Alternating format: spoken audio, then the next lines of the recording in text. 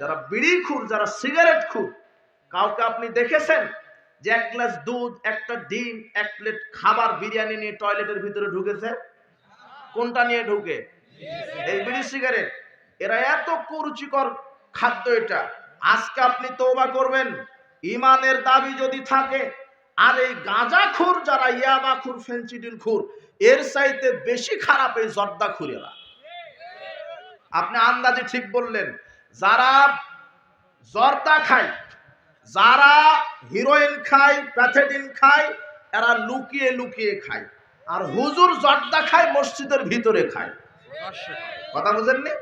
মসজিদের ভিতরে খায়, যেটা কুকুরে খায় না, শুয়োরে খায় না, আপনি ওটা খান। সিগারেট, বিড়ি, গাঁজা, ইয়াবা, অরুচিকর খাবার। আর পৃথিবীতে কোনো পাপীকে রাসূল সাল্লাল্লাহু আলাইহি ওয়াসাল্লাম জুতা দিয়ে পিটতে বলেননি। আনাস রাদিয়াল্লাহু আনহু বলছেন, রাসূল সাল্লাল্লাহু আলাইহি ওয়াসাল্লাম কানা ইয়াযরিবু বিল খামরে বিন নিয়াল ওয়াল জিরাবি 40। রাসূল সাল্লাল্লাহু আলাইহি ওয়াসাল্লামের কাছে যখন কোনো মদখুরকে আনা হতো, তখন তিনি 40টা করে জুতা পিটা করতেন মদখুরকে। কয়টা করে? 40টা। তার মানে যারা